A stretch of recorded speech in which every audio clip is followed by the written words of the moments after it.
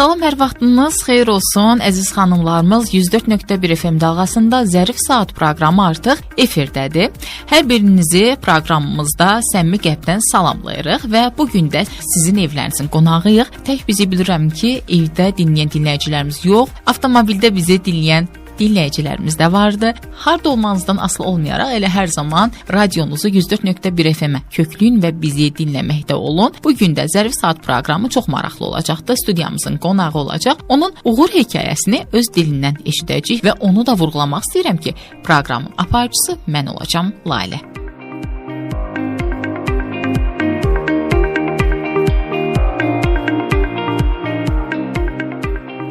Dəyərli dostlar, biz davam edirik və proqramımızın əvvəlində mən qeyd etmişdim ki, studiyamızın qonağı var. Bugün studiyamızda sözün gücünə, qələmin məsuliyyətinə və qadın iradəsinə eyni anda sahib olan bir qonağımız vardı.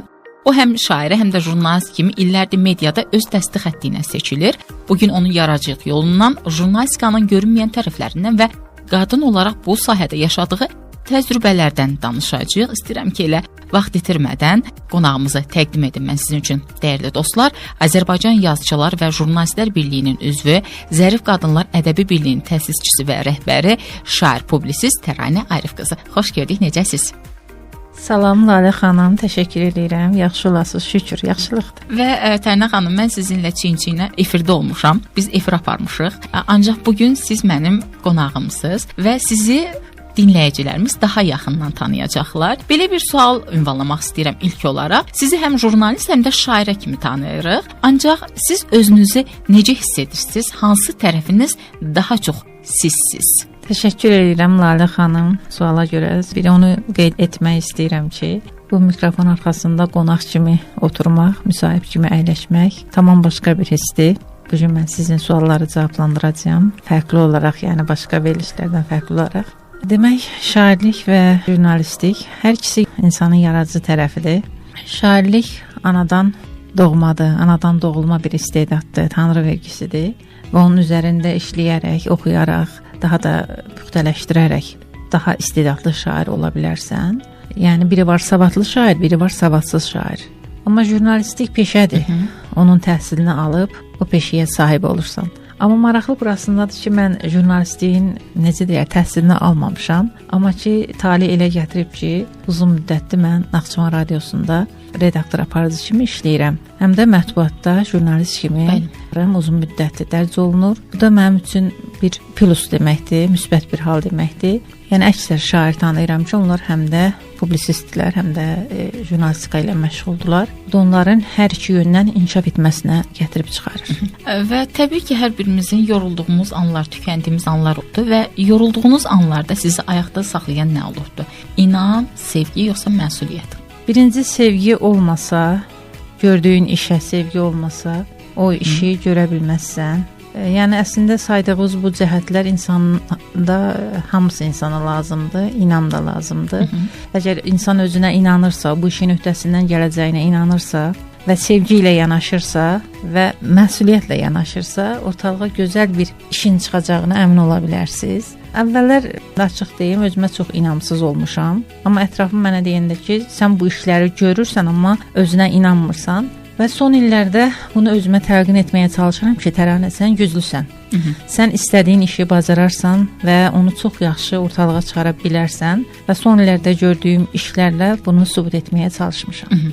Sizcə qadın üçün ən böyük güc nədən ibarətdir? Bilirsiniz ki, proqramımız qadınlara məxsusdur. Hər zaman da elə proqramımızda qadınların uğur hekayəsindən biz danışırıq və bir qadın olaraq bugün siz də jurnalistika sahəsində öz sahənizdə öz sözünüzü deməyə bacarırsınız. Mən də ona görə bu sualı sizə ünvanladım ki, qadınlar üçün ən böyük güc nədir? Sizin fikirləriniz maraqlıdır. Qadınlar da kişilər kimi istəsə hər hansı bir sahədə uğur əldə edə bilər. Bunun bariz şahidiyik artıq biz dövrümüzdə. Bəli, amma onunla razı deyiləm ki, yəni qadınla kişi bərabər hüquqludur. Çünki kişilərimizin elə gördüyü işlər var, qadınlar orada yoxdur. Düzdür, qadınların da bəzi gördüyü işlərdə kişiləri yoxdur. Yəni qadın olaraq qadının çiyninin yükü daha ağırdır. Həm ailə, həm iş. Amma kişi bəzən elə işləyib evə qazanc gətirdisə, pul gətirdisə öz işini bitmiş hesab eləyir. Amma qadın yox. qadın həm övladlarla, uşaqlarla daha çox məşğul olur. Kişiyə nisbət elə ki, bir evdar qadınlarımıza aiddir. İşləyən qadınlarımızın məsuliyyəti daha böyükdür. Həm işləyirlər, həm ev qayğısına qalırlar. Yəni övladların təhsili, bəli, məişət problemləri qadının üzərinə düşür. Və bir yandan da işlərində uğurlar əldə etməyə çalışırlar. Həqiqətən də düşünürəm ki, qadın böyük bir qüvvədir. Əlbəttə ki, o yəni mənim hər zaman dediyim bir sözdür. Son vaxtlar daha çox deyirəm, qadın böyük bir qüvvədir. Ona kişilərin inanması lazımdır. Bəli. Düzdür, həyatda çox, şəxsi həyatımda çox şeyə nail olmasam da, amma mənə elə gəlir ki, elə belə də olmalıdır. Yəni heç vaxt naşükür olmamışam ki, niyə onda var, məndə yoxdur? Məsələn, mən övlad sahibi deyiləm, üzr istəyirəm dinləyicilərimizdən. Amma mənim üçün bu yəni problem deyil.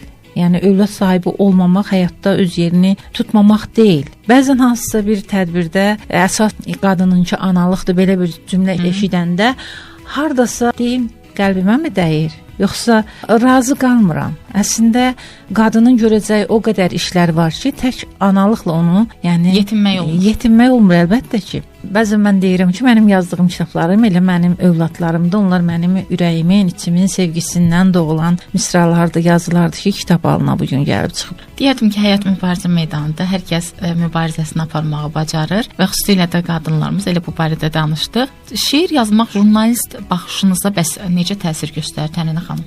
Bəzən düşünürəm ki, jurnalistika, yəni gördüyüm iş, burada radioda apardığım verilişlər mənim yaradıcılığıma mane olur, amma yox. Çünki insanın bir yazma dövrü olur. Hər bir şairin, yazıçının yazma saatı, yazma günü, yazma ili olur.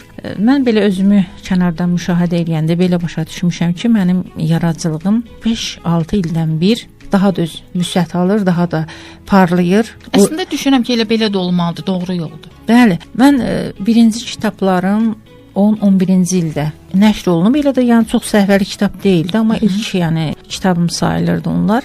Amma onun üstündən 10 il keçəndən sonra 2020-də mən növbəti kitabımı yəni nəşr elətdirdim və çox maraqlı haldır ki, bu 5 ildə yazdığım və nəşr elətdirdiyim kitablar mənim sanki o 9 il görmədiyim işin, yazmadığım illərin məhsuludur. Sanki yığılıb qalmış, ürəkdə yığılıb qalmış nə varsa sətirlərə, cümlələrə töküldü və kitab halına gəldi. Yəni elə gün olurdu ki, 19-cu ildən 2025-ci ilə kimi mən hər gün gecələr yazmışam, gündüz yazmışam. Bu da radioda işləyə-işləyə. Yəni işimi də görmüşəm, yazımı da yazmışam. Həmkarım Samirə xanım deyərdi ki, mən salamlayırıq efirimiz vasitəsilə bu arada. Bəli. Deyirdi ki, mən hər dəfə səhər yuxudan durub Facebook səhifəsinə baxanda Tərinə xanımın yeni şeirlərini, yeni bayatılarını görürdüm. Bir gələn cinas bayatılar yazırdım. 3 ay ərzində 300 bayatı yazdım. Onun 200-ə yaxını cinas bayatıdır. Bilirsiniz ki, cinas bayatı folklorumuzun ən necə deyirlər, yadda qalan və məna dolu bir janrıdır. Cinas bayatını hər kəs yaza bilir. Bayatını hər kəs yaza bilir, amma cinası yox. Bir haşiyə çıxım. Mərhum professorumuz Hüseyn Həşimli o vaxt mənə deyirdi ki, izləyirdi bayatıları oxuyurdu. Deyirdi, Tərinə xanım, siz bayatıları kitab halına gətirin.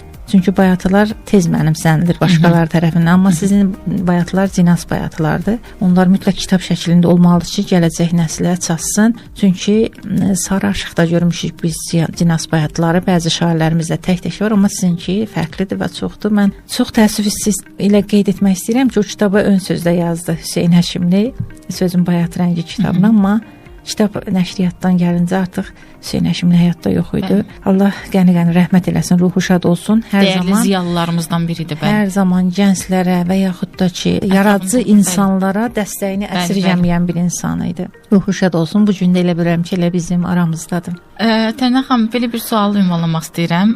Məncə yadınızdadır ki, heç vaxt unudulmaz ilk şeiriniz. Neçə yaşında yazmısınız ilk şeirinizi? İlk şeirim Durna Qatar adlı bir şeir idi. Əslində elə bir o günlər yadımda deyildi. Məsələn, bir həftədə 2 şeir yaza bilərdim, amma Durna Qatarı daha çox yadımdadır. İlk olduğundan görə məncə heç vaxt unutmam. Yəni uzun bir şeir idi. Sətri də məncə bilmirəm 12-14 hecalı idi. Yazda gələr, qışda köçər Durna Qatarı belə bir misra ilə başlayırdı və yazmışdım. Vərəqdə arxamda gizlətmişdim ki, atam müəllim olub. Allah dünyadan köçənlərin Allah rəhmət eləsin. Hər zaman yəni ona göstərdim ki, ata mən şeir yazmışam. Hətta birinci dəfə dedi ki, doğrudan şeir yazmısan, güldü. Dedi, oxu görüm nə yazmısan. Mən də vərəqi arxadan çıxartdım. Başladım o durna qatarı şeirini oxumağa. Dedi ki, şeirdə bəzi səhvlər var, amma nəzərə alaq ki, bütün sinifdə oxuyursan, İnşallah getdikcə daha yaxşı yazacaqsan, çox oxu. Mənə dedi, çox oxu. Əslində elə mən oxuyurdum. Məktəb kitabxanasını ümumiyyətlə məktəbi qurtarınca o kitabxanada oxumadığım bir kitab qalmamışdı. Sonra kənd kitabxanası daha böyük idi. Ora getdim və elə deyəsən bu kitaba sevgim, kitab oxumağım məni kitabxanaçılıq peşəsinə yönəltdi. Və mənim təhsilim, ixtisasım kitabxanaçılıqdır və 23 il kitabxana işində işləmişəm. Yaradıcı, yəni jurnalistlik fəaliyyətimi mətbuatda davam etdirərək həm də orada işləmişəm. Amma sonra radio mənim, necə deyirlər, canlı bir sevgim olub. Radio elədir ki, doğma məkanı artıq doğma məkandır, həqiqətən. Dinləyicilərlə canlı sanki ünsiyyətdə olursan, burada danışırsan, fikirlərini paylaşırsan. Bu da bir başqa auradır. Elə radiodan danışmışkən, verilişlərdən danışmışkən istəyirəm ki, sizin üçün ən doğma olan verilişiniz haqqında danışaq. Əslində radioda layihələrim, proqramlarım çox olub. Zaman-zaman yəni aradan çıxanlar da olub, başqa yeni daimi davam edənlər də olub, yeni proqramlar da olub. Hal-hazırda apardığım proqramlar Ədəbiyyat Saatı, Vətən Əmanəti, Bulaqbaşı, Sazın Sözün Sehrində proqramlarıdır. Amma mənim vaxtilə Sözün Düzü bir proqramım var idi. Bəli, xatırlayıram. Bəli, o proqram vaxtilə sevdiyim ən çox proqramlarından biri o idi ki, onun elə ilk qonağı bəhs etdiyim Hüseyn Həşimli olmuşdu. Və sonra Naxçıvanda nə ki qaymaq insanlar var, belə desək, üzlü olan insanlar var, ziyalılar var. Onların hamısı həmin proqramda qonaq olmuşdular və fərqli bir formatdaydı. İnsanların daxili aləminə nüfuz edən və mən də bir şair, yazar olaraq insanın daxili dünyasını öyrənməyə hər zaman can atmışam və o veriliş imkan verirdi ki, mən bu insanların daxili dünyasını öyrənim, nə istəyirlər, nə sevirlər. Çox maraqlı proqram idi mənim üçün. Artıq necə deyirlər, Naxçıvan balaca bir yerdir. Ziyalılar da müəyyən qədərdir. Düzdür. Davam etsəydim bəlkə də olardı, amma inanırsınız bir onun 25-30 buraxılışı getdi. Ondan sonra dayandırdım. Bəlkə də zaman gələcək, ziyalılarımız, gənc ziyalılarımız gəlir, inkişaf eləyir. Çünki o verilişin formatında 55 yaşdan yuxarı idi, 50 yaşdan yuxarı idi. Yaş kateqoriyası olduğundan hamını dəvət edə bilmirdim. Hal-hazırda radioya gələn gündən bu günə kimi davam edən proqramın Bulaqbaşı proqramıdır. Müəllif olduğum və ssenarisini yazdığım. Daimi dinlənilən proqramlardan biridir, sevilən proqramlardan. Bəli, yəni hər zaman onun haqqında bir müəyyən fikirlər eşidirəm ki, yəni dinləyirlər. Çünki sırf xalq yaradıcılığına məxsusdur. Həm özümün xalq yaradıcılığı ilə bağlı fikirlərim, yaratdığım nümunələr, həm də ki, bizim xalq yaradıcılığı üslubunda yazan bizim aşıqlarımız və yaxud da ki, şairlərimiz, el ağsaqqallarımız, el ağbirçəklərimiz, yəni atalar sözlərimiz, məsələlərimiz ümumiyyətlə xalq yaradıcılığını əhatə edən bir proqramdır. O proqramın aparıcıları Laləzar əməkdar mədəniyyət işçisi Laləzar Hüseynova və vaxtilə əməkdar artist Xəlil Hüseynov olub. Amma hal-hazırda tərəf müqabili dəyərli aktyorumuz Zakir Fətəliyevdir. Onların yəni hər üçü bu proqramı sevərək, yəni dinləyicilərə təqdim ediblər. Yenə də edirlər. Onlara buradan təşəkkürümü bildirirəm ki, proqramın uzun ömürlü olmasında onların çox böyük əməyi vardı. Zərif Qadınlar Ədəbi Birliyinin təsisçisi və rəhbərisiz. İstəyirəm ki, bu birlik haqqında da dinləyicilərimizə və mənə məlumat verəsiniz. Buyurun.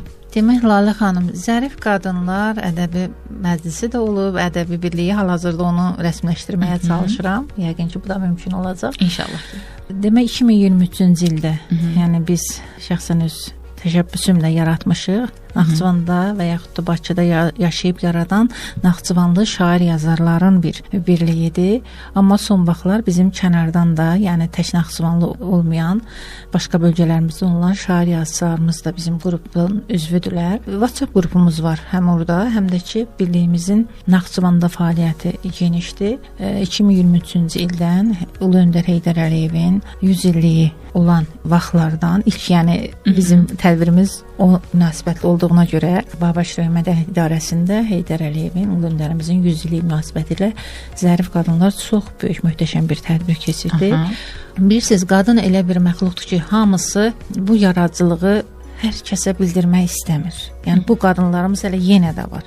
Ta qədimdən qadın yazdıqlarını gizləyib, şair olmağını gizləyib, sanki bir qəbahət iş görürmüş kimi, amma bu gün də yenə var və həmin qadınları bir yerə toplamaq üçün, onların da yaradıcılığını üzə çıxarmaq, ədəbi mühitə, ədəbiyyata dəstək olmaq üçün bu birliyi yaratmaq zərurəti duydum və birlik yaranan sonra bizim qadın üzvlərimiz həqiqətən çox fəaldılar. Çox tədbirlərimiz olub. Onlardan yadımda qalan Naxçıvan Muxtar Respublikasının 100 illiyi ilə bağlı Zərif qadınların 100 ilimin sədası adlı bir antologiyası nəşr olundu. Antologiyanın maddi tərəfini də özümüz qarşıladıq qadınlar olaraq. Naxçıvanda və Azərbaycanda yeganə antologiyadır ki, sırf qadınlardan ibarətdir onun yazarları. Həm də Naxçıvan Muxtar Respublikasının 100 illiyinə həsr olunmuş yeganə antologiyadır. Çox sevindirici haldır ki, qadınlar bu işdə öncül oldular və antologiyaya bir ortalığa qoydular. Təkan verdik qadın yaradıcılığına. Həqiqətən təkan verdik. Hətta kişilərimiz, kişi şairlər bizdən belə örnək götürdülər. Bizi hər zaman təqdir etdilər. Bu gün Yazıçılar Birliyinin sədri Asim müəllim də tədbirlərdə bizim birliyimizi təqdir eləyir və gördüyümüz işlər haqqında danışır. Bu da çox sevindirici haldır. Mən istəyirəm ki, yəni birlik olaq, həm Yazıçılar Birliyi, həm də Zərif Qadınlar Ədəbi Birliyi birlikdə ədəbiyyat üçün nələrsə eləsin. Və bizim böyük işlərdən biri də Türkiyəli yazıcı Harun Yıldırımın layihə rəhbəri olduğu Bir şəhid, bir hekayə, bir şeir kitabının 4-cü cildinin məhz Azərbaycan şəhidlərinə həsr olunmasıdır ki, o kitab sırf şəhidlərdən ibarətdir, türk şəhidlərindən. 4-cü cildə Azərbaycan şəhidlərinə həsr etdik. Demək, həm türk yazarları, həm də Azərbaycan yazarları ancaq Azərbaycan şəhidlərindən yazdılar və o cümlədən Naxçıvan şəhidləri də o kitabda yer alırdı. Naxçıvandan cəmi 2 yazar, mən və Sevinc Azadlı o kitabda yer aldıq. O kitabın Bakıda təqdimatında iştirak etdik və geniş həm də jurnalist olaraq orada o təqdimatı televiziya üçün işıqlandıran da mən oldum. Çəkiliş oldu və həmçinin Naxçıvan şəhər icra hakimiyyətində biz o kitabın daha böyük, möhtəşəm təqdimatını keçirdik. Naxçıvan Qaziləri İctimai Birliyinin dəstəyi ilə, icra hakimiyyətinin ev sahibliyi ilə həm Türkiyədən bizim qonaqlarımız gəldi, həm Bakıdan gəldi və o da Zərif qadınların Naxçıvanda gördüyü böyük işlərdən biri idi ki, yəni ilk idi. İlkləri sevirəm bu arada. Onu da qeyd edeyim ki, bizim Vətən müharibəsinin, 2-ci Qarabağ müharibəsinin mövzusunda yazılan ilk kitabın müəllifi də mənəm. Qarabağda 44 gün. Yəni Azərbaycanda ümumiyyətlə ilk olaraq bu kitab nəşr olunubdu. 2021-ci ilin yanvarın əvvəlində artıq kitab nəşriyyatdan çıxmışdı. O kitabı da mən hər yerə, yəni pulsuz olaraq payladım ki, uşaqlar bundan yararlansınlar. Elə bir mövzu varmı ki, hələ də ona toxunmağa hazır deyilsiniz? Mən həm şeir yazmışam, həm esse, həm məqalə, həm hekayə. Yəni həm bayadı. Bəzən mənə deyirlər ki, niyə bu qədər janrda yazırsan? Mənim üçün mənim duyğularım, mənim fikirlərim hansı janrda ortaya çıxmaq istəyirsə, o janrda yazmağa çalışıram. Bu fikir bayat formasında daha xoş gəlir. Bu fikir şeirdə daha xoş gəlir. Bu fikirləşdiyim məqam hekayəyə daha uyğundur. Bu isə məqalədə daha yaxşı alınır. Və mən onu fikirləşmirəm ki, yazıram. Yazıram, elə alınır. 2025-ci ildə mənim ilk olaraq həm nəsr əsərlərim, həm də məqalələrimdən ibarət 500 səhifəyə yaxın bir kitabım nəşr olundu, keçidlər. Və o keçidlərə ön söz yazan dəyərli ədəbiyyatşünasımız, filologiya üzrə fəlsəfə doktoru Mətanət Vahid yazmışdı ki, Tərənə xanımın kitabı həqiqətən keçidlərdən ibarətdir.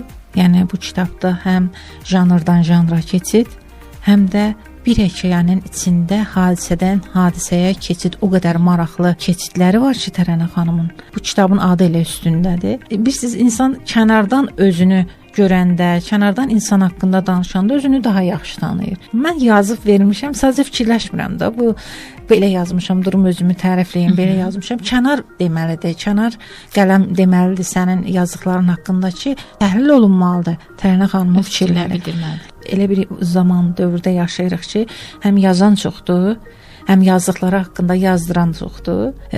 Sağ olsunlar, həm Ədəbiyyat qəzeti, həm 525-ci qəzet, yəni Azərbaycan mətbuatında ilk öncül sırada gedən bizim mətbuat orqanlarımızdır. Həm də istənilən saytda mən, yəni nə zaman, hətta istəyirlər, nə zaman istəsəm şeirlərimi, yaradıcılığımı nəşr elətdirə bilirəm.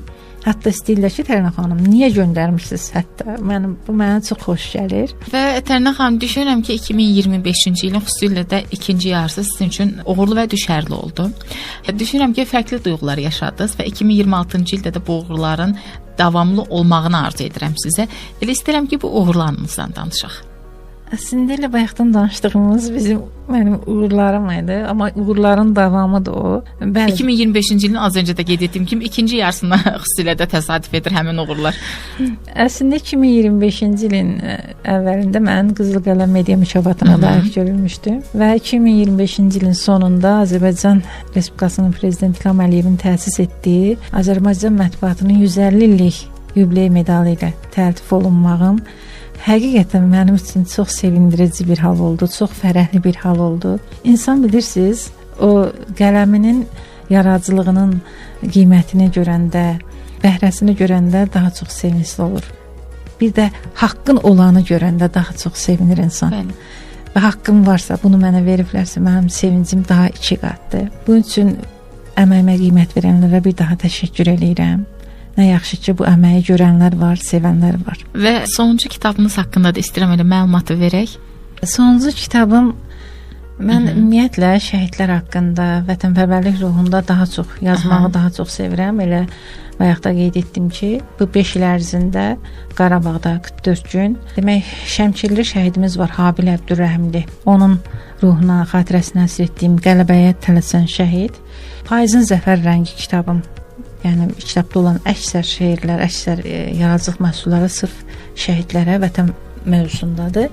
Bir də sonuncu kitabım Dünya boyda ölümsüzlük kitabıdır ki, bu da qəhrəman şəhidimiz Raqib Hüseynovun xatirəsinə həsr olunub, onun həyat yoluna və bu kitabda onun həm ailə üzvlərinin, həm döyüş yoldaşlarının, tələbə yoldaşlarının, kursant yoldaşlarının, ümumiyyətlə onu tanıyan çoxlu insanın orada xatirəsi var. O xatirələrə tutunaraq, onların arxasınca gedərək o kitabı ərsəyə gətirdik və bir geniş bir təqdimatı oldu. Allah Raqib Hüseynovun timsalında cəmi şəhidlərimizin ruhunu şad eləsin. Bizim qələmimiz hər zaman onlardan yazacaq deyə düşünürəm. Çünki artıq bizim yazarların yaradıcılığının qırmızı xəttidir. Şəhid mövzusu, vətənpərvərlik mövzusu. Nə qədər ki onların hamısından yazılmayıb, bizim qələmimiz yəni mütləq o yoldan keçəcəkdir.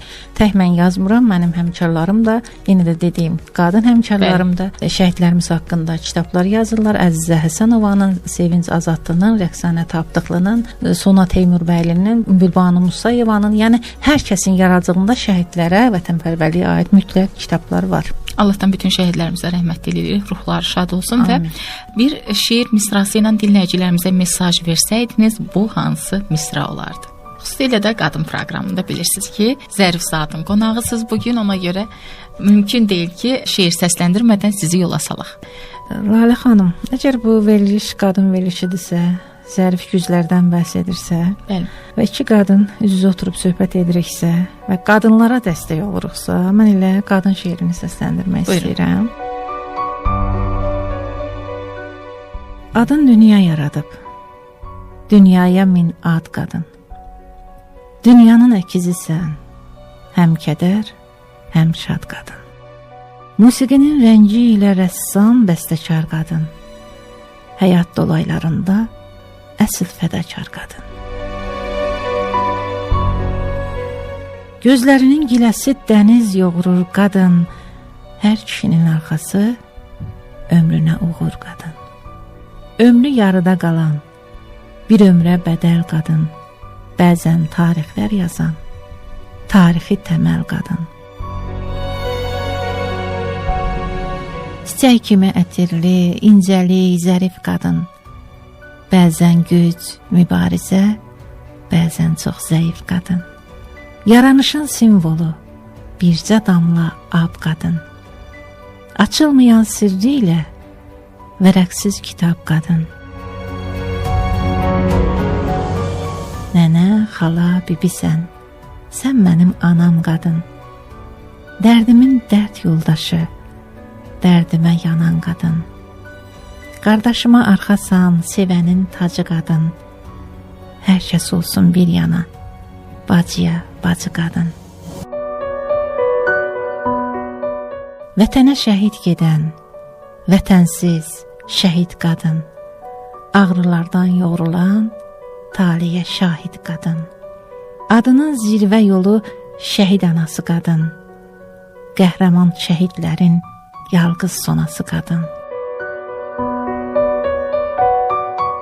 Sənsən cənublu şərqli, şimallı, qərbli qadın, bəzən Kiyev ağrılı, Xocalı dərdli qadın. Hər gün sənin günündür, şair, jurnalist qadın, sevgi dolu ürəklə, bir taliyə süz qadın. Sən ki adına şərəf, məhəbbət, qürur qadın. Dünya səndən başlayır, səndə qurtarır qadın.